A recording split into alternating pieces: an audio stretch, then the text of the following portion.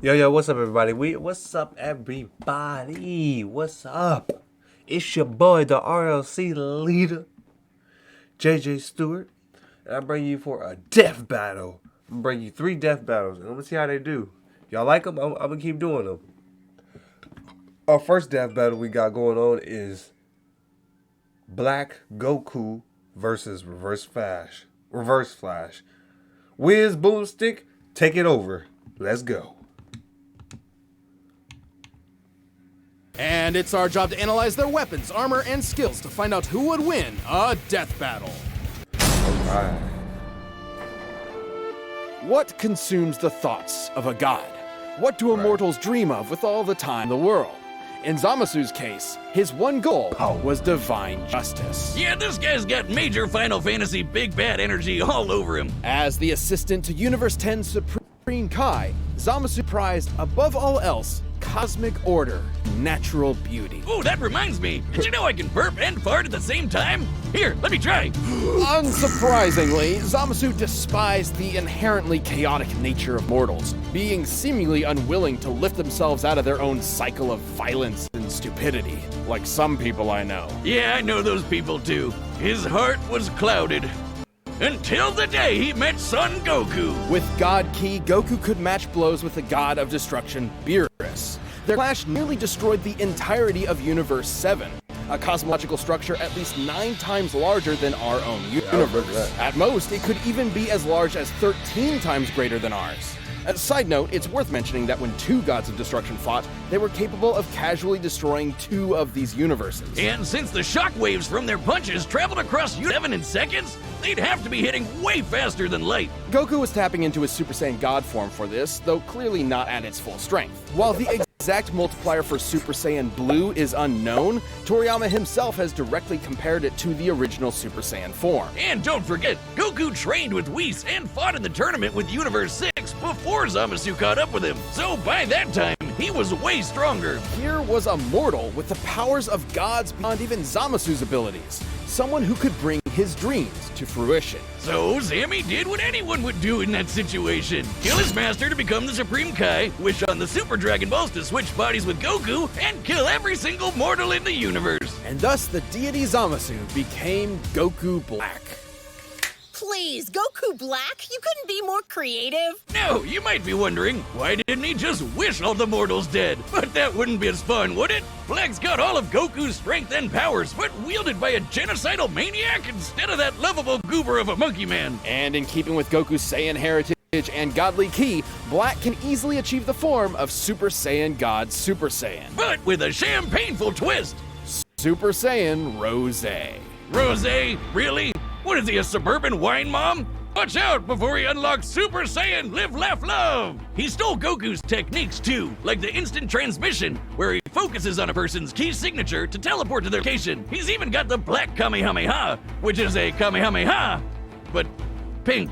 And with a Saiyan body, he gets stronger and stronger every time he almost dies. He just becomes harder and harder to kill. Which really sucks for the rest of the universe, because Black is kinda like if Goku just snapped one day and used his powers to their full murderous potential. Like the God Split Cut, where he surrounds his hands with a keyblade to slice you to ribbons. He used this very technique to, kill Goku's family. He can even extend this Keyblade into a huge curved one called the Azure Dragon Sword, which, along with his Kamehameha, confirms my suspicions that Goku is colorblind. Actually, Black's Azure Dragon Sword is after a legendary weapon wielded by one of Earth's greatest warriors, the Desert Bandit Yamcha. Wait, what? And he can make a scythe and slice open space-time itself to create a bunch of shadow clones.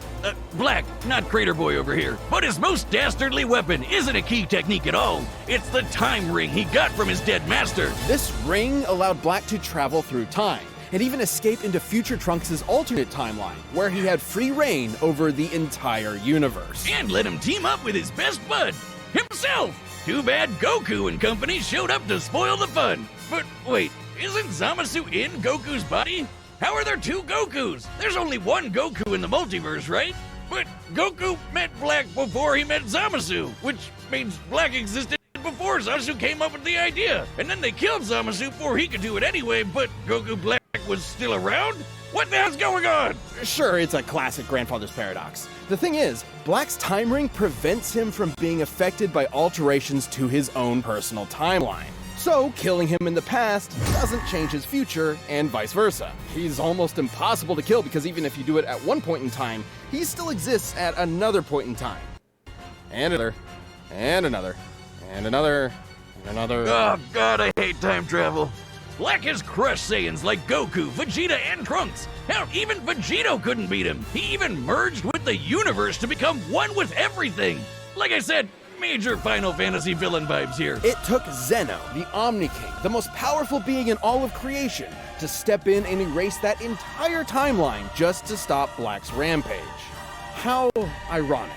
Zamasu's higher calling was the eradication of all mortal life in the universe, and he stole the strongest mortal's body to do it.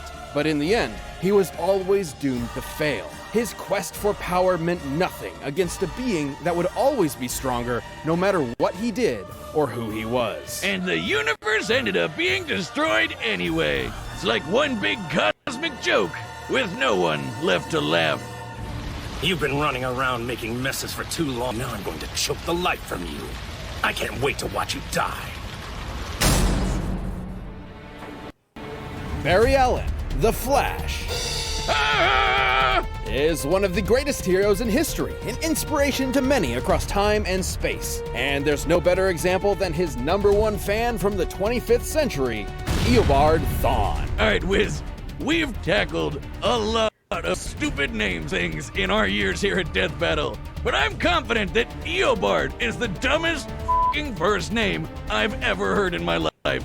Eobard was completely obsessed with the Flash and dedicated his whole life to studying the Speed Force like a total nerd. Good luck to him, because there's no way he's figuring that shit out. But Thawne's life irrevocably changed the day he discovered a time capsule from the 21st century. By some strange coincidence, it just so happened to contain Barry's costume. By experimenting on it, Thawne managed to replicate the Flash's powers, turning himself into a mirror of his idol. And you can bet he totally crapped himself when Barry Senpai showed up in the future and took him under his wing. It was a dream come true. Until Barry realized that Thawne had fabricated crimes in order to show up and save the day. Disgraced, Thawne promised to better himself before traveling to the past to prove his worth to his hero, to prove that their bond was special. That's when Thawne found out that Barry already had a best friend, and a family, and a life.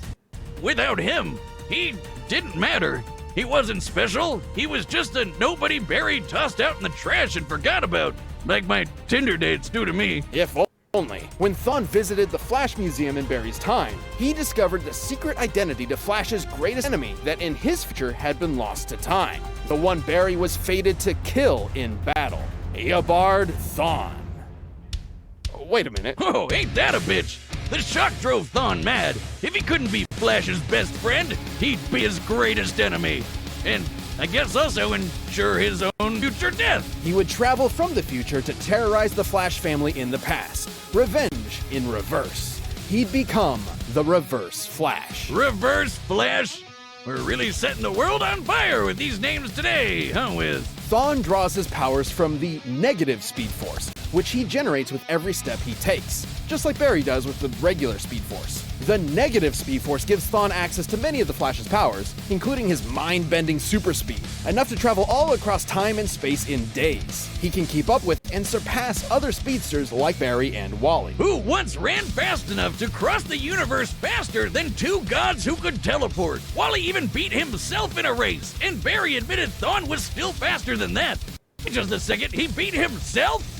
That doesn't even make sense. But unlike Barry and Wally, Thawne applies his powers more catastrophically, using them to their full potential without any care for collateral. Take, for instance, his ability to vibrate himself through solid objects. Objects like, say, vital organs. And if he did, he'd scramble their molecules, causing instant death. Thawne did just that to Barry's wife, Iris, and Barry did not appreciate it. Thawne's vibrations are so powerful, he can even produce a counterforce that can reverse the destruction of the entire universe. Pretty crazy sounding, but even B-tier speedsters like Jenny Ognats can do the same kind of thing. And when Barry and Wally raced each other, they were tearing up the entire multiverse. Thawne can create shockwaves with a snap, phase into your body and possess you, and even speak at such high speeds that you'll hear his words as though they were your own thoughts. And instead of stealing your speed like other Flashes, he can steal your time. Yeah, Thawne can yoink decades from your life and age you 80 years in just a few seconds. Kinda sounds like your sex life, huh, Wiz? But Thawne's greatest ability is his unmatched skill at time travel, and he uses this expertise to be as petty and cruel as humanly possible. Thawne wasn't a dummy. He knew that if he went back in time to kill Barry before he got his powers, he'd erase himself from the time stream too. So instead, he'd just make Barry's life suck as hard as he could. Push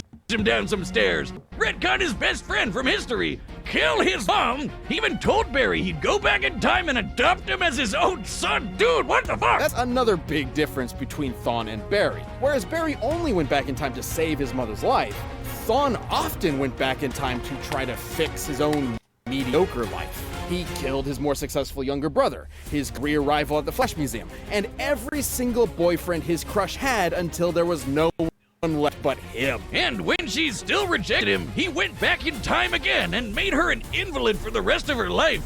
Jesus Christ! This guy's a monster! But wait, Wiz, that's impossible. Grandpappy dogs or whatever. If he went back in time to kill someone, they'd be dead in the future, which means... Which means he'd never know them and want to go back in time in the first place, right? Wiz, maybe time is a construct with no legitimate unit of measurement other than the meager attempts man has made to understand the incomprehensible world around him. Well, actually, Thawne was just inside the time stream when Barry initiated Flashpoint, which rewrote the universe while Thawne was technically disconnected from it. So, Thawne essentially broke. Literally, figuratively, mentally, physically, temporally. Or maybe he just hated Barry so much it defied the laws of time itself. Whoa!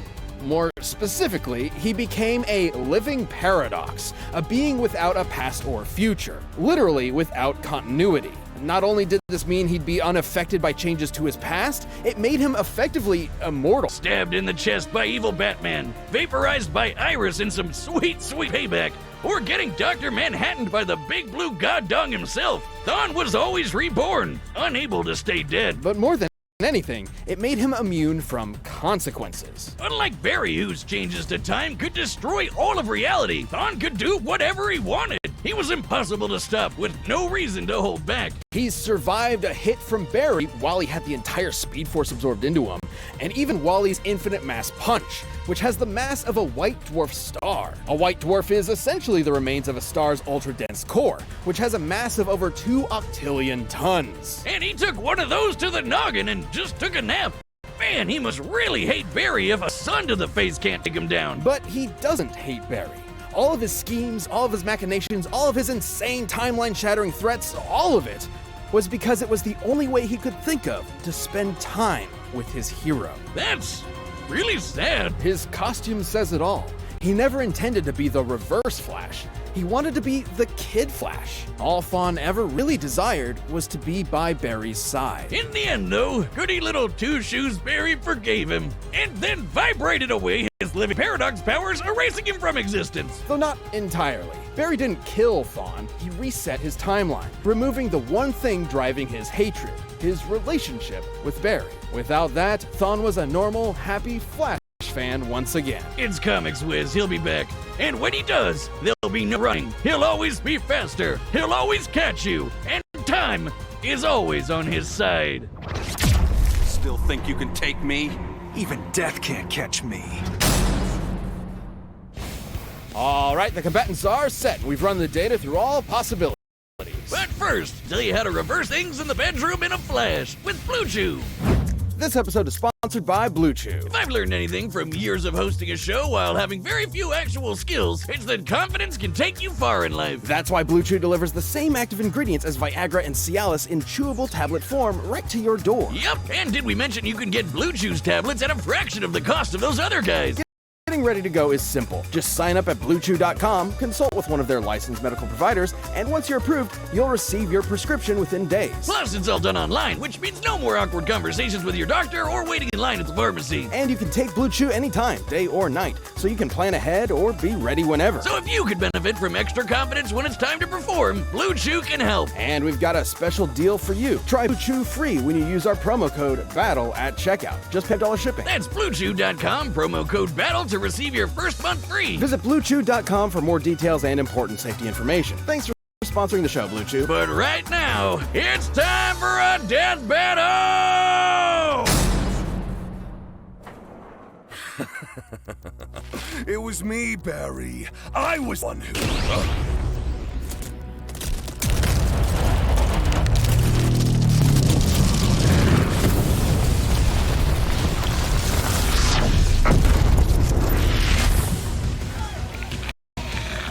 Mortals, sinners, prepare for divine justice!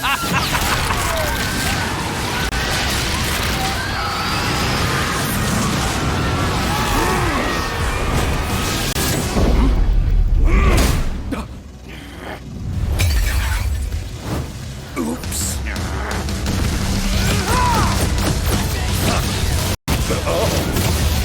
Excuse me, sir. I'm in need of your services.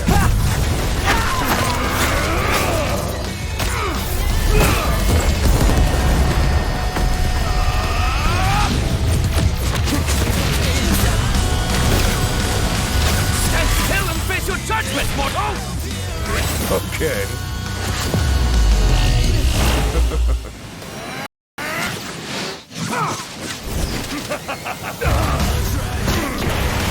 What do you think of this color? Is it not beautiful?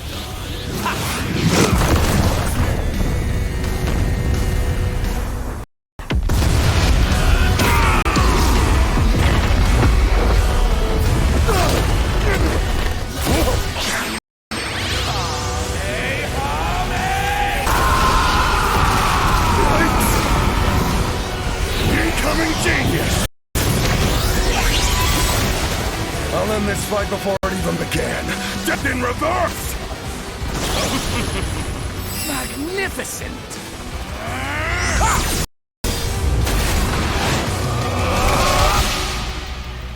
Mortals, sinners, prepare for divine...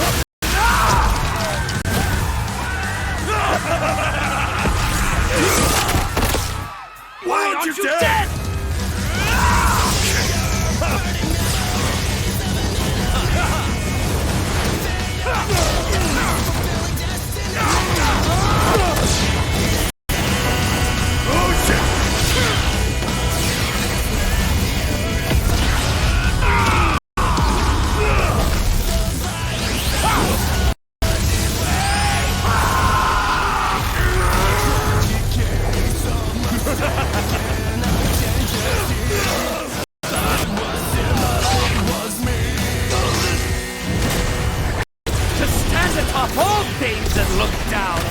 Creation itself. That is the work of a god! Empty threats to a living paradox!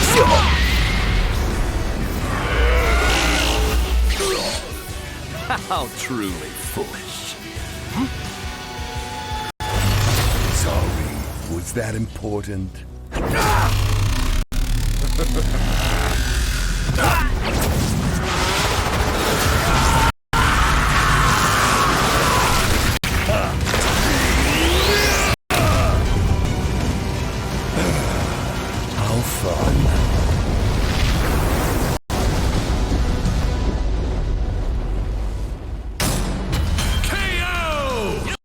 Enough people to that sun, we really don't have a timeshare. This was a fairly tricky matchup to figure out, least of all for their incredible levels of power. Black could destroy a universe like ours at least 660 times over. I mean, a punch at least as big as a star is really badass, but that's in another league. However, there was a lot more to cover than just how many stars or universes they could blow up. At their peak, both Goku Black and Reverse Flash were so impressive they were removed from time itself. becoming living paradoxes, making any attempt to kill either of them meaningless. Stupid time travel. It's difficult to determine who would figure out a counter to this temporal invincibility first, but it would most likely rely on a combination of speed and smarts. As far as speed goes, it's no surprise Thawne definitely had the edge. Yeah, Black's attacks could reach speeds quintillions of times faster than light, but Thawne is a Flash. Even early in his career as a member of the Flash family, Wally West could reach speeds that were impossible to comprehend and calculate.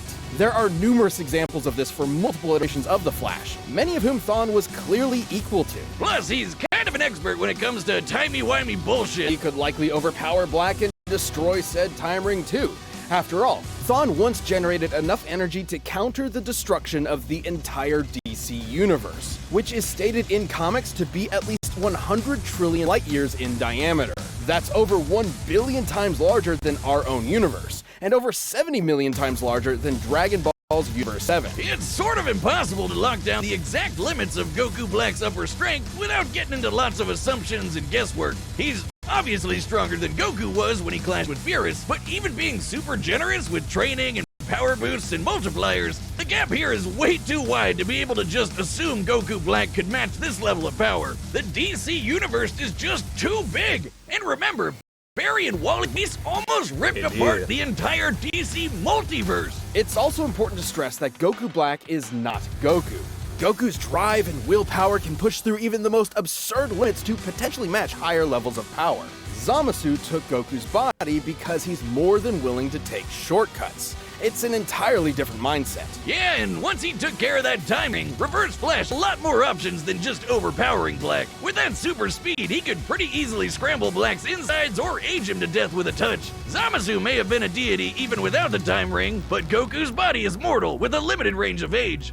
Might have really screwed yourself with that one, huh, Zam Zam? Goku Black was a nightmarish foe, but Thawne's experience with time travel, ridiculous levels of hacks, and frankly impossible speed gave him the means to take the win. This fight was definitely not underwhelming. The winner is the Reverse Flash. All right, everybody. That was a good episode of Death Battle. Let me know in the comments below if y'all want me to do more reactions to these. Like it for your boy. Make sure you zap that like button and zap that subscribe button so you can join the Red Lantern Corps, because all we doing is getting stronger. It's your boy, the RLC leader. I'm out of here. Peace.